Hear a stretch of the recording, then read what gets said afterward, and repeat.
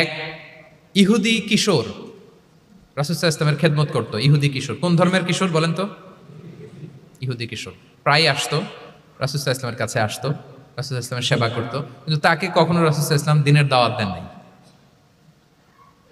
ছেলেটা ইহুদি, কিন্তু তার সামনে কখনো দিনের দাওয়াত তিনি দেন নাই। তো একদিন দেখে যে ওই ছেলে আসে না, লাগাতার এরকম কয়েকদিন যাবত ওই ছেলে আর আসে না। তখন রাসূল সাল্লাল্লাহু আলাইহি ওয়াসাল্লাম খোঁজ নিলেন যে কি হয়েছে। তখন রাসূল সাল্লাল্লাহু আলাইহি ওয়াসাল্লাম শুনতে পেলেন যে ছেলেটা অসুস্থ। ছেলেটা কি অসুস্থ? আল্লাহর হাবিব সাল্লাল্লাহু আলাইহি ওয়াসাল্লাম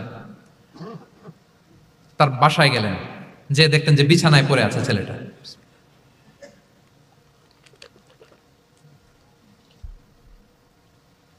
আল্লাহর হাবিব সাল্লাল্লাহু আলাইহি ওয়াসাল্লাম গেলেন, যে দেখলেন যে ইহুদি ছেলেটা বিছানায় পড়ে কাতরাচ্ছে, পাশে ছেলেটার বাবা। রাসূল সাল্লাল্লাহু আলাইহি ওয়াসাল্লাম তার মাথায় হাত বুলিয়ে দিলেন, তার খোঁজ খবর নিলেন।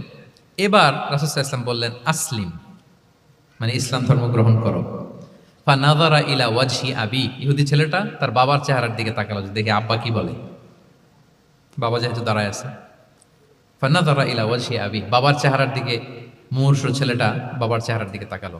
তো বাবা বলল, আতি আবুল কাসিম, মানে আবুল কাসিম যা বলে তাই শোনো। রাসূল সাল্লাল্লাহু আলাইহি ওয়াসাল্লামের বড় ছেলের নাম ছিল কাসিম, ফলে ওনাকে আবুল কাসিম বলে মদিনাতে ডাকা হতো। আমাদেরও তো বড় ছেলে বা বড় মেয়ের নাম ধরে ডাকে না? ধরেন যে আপনার বড় ছেলের নাম আব্দুল্লাহ, তো আপনারা বলে আব্দুল্লাহর বাবা। রাসূল সাল্লাল্লাহু আলাইহি ওয়াসাল্লামকে মদিনায় বলা হতো কাসিমের বাবা। তো ছেলেটা যখন বাবার চেহারার দিকে তাকালো, বাবা বলল, আতি আবুল কাসিম, তুমি আবুল কাসিমের অনুসরণ করো, যা বলে তাই শোনো। ছেলেটা তখন পড়তে আরম্ভ করলো, আশহাদু আল্লা ইলাহা ইল্লাল্লাহ ওয়া আশহাদু আন্না মুহাম্মাদুর রাসূলুল্লাহ, মানে মুসলিম হয়ে গেল। রাসূল সাল্লাল্লাহু আলাইহি ওয়াসাল্লাম ইহুদিদের ঘর থেকে বের হয়ে আসলেন আর বললেন, আলহামদুলিল্লাহিল্লাযী আনকাযাহু মিনান নার, বুখারীর বর্ণনা। প্রশংসা সে আল্লাহর, যে আল্লাহ এই ছেলেটিকে জাহান্নাম থেকে মুক্তি দিয়ে জান্নাতি বানিয়ে নিল। দেখেন, রাসূল সাল্লাল্লাহু আলাইহি ওয়াসাল্লাম একটা প্রপার টাইমিং এর অপেক্ষা করতেছিলেন। এতদিন রাসূল সাল্লাল্লাহু আলাইহি ওয়াসাল্লামের ঘরে যে ইহুদি কিশোর খেদমত করে, কাজ করে দিয়ে আসে, একদিনও দাওয়াত দেয় না। রাসূল সাল্লাল্লাহু আলাইহি ওয়াসাল্লাম একটা ভালো সময় খুঁজতেছিলেন। শুরুতেই যদি দাওয়াত দেয়, ওই ছেলে আশাই বন্ধ করবে, ভাববে খাইছে, আমার তো ধর্মান্তরিত করতে চায়। ঠিক কিনা বলেন? যে আমার একটা ফেইথ আছে, সে তো আমার ফেইথ কেড়ে নিতে চায়, বা তার বাবাও ভয় পাবে। রাসূল সাল্লাল্লাহু আলাইহি ওয়াসাল্লাম যখন অনেকদিন তার সাথে মিশলেন, রাসূল সাল্লাল্লাহু আলাইহি ওয়াসাল্লামের ব্যক্তিত্ব, রাসূল সাল্লাল্লাহু আলাইহি ওয়াসাল্লামের কথা বার্তা, আচরণ, মানসিকতা সব দেখে যখন এই ইহুদি ছেলে, তার বাবা ইমপ্রেসড, এবং ছেলেটা শুয়ে আছে বিছানায় মুমূর্ষ, এই প্রপার একটা টাইমিং এর অপেক্ষা রাসূল সাল্লাল্লাহু আলাইহি ওয়াসাল্লাম ছিলেন। যখনই সেই সময়টা এসেছে, রাসূল সাল্লাল্লাহু আলাইহি ওয়াসাল্লাম দাওয়াত দিলেন, মুহূর্তের মধ্যে ক্লিক। আল্লাহু আকবার। এই প্রপার টাইমিং এর অপেক্ষা আমাদেরকে করতে হবে।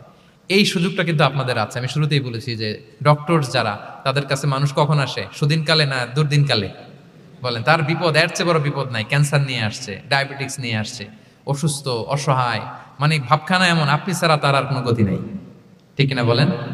এই প্রপার টাইমে যখন আপনি মনে করবেন যে now it's high time to give দাওয়া, জাস্ট ডু ইট। যখন মনে করবেন যে না, এখন একটা সুন্দর সময়, এখন বললে এটা কাজে দিবে, ওই সময়টাকে আপনি কাজে লাগান। তাহলে দাওয়া মেথোডোলজির সর্বশেষ পয়েন্ট হচ্ছে প্রপার টাইমিং ফর দাওয়া। যখন দাওয়া দিলে কাজে লাগবে, ঠিক তখন দিতে হবে। কি পারা যাবে তো ইনশাআল্লাহ?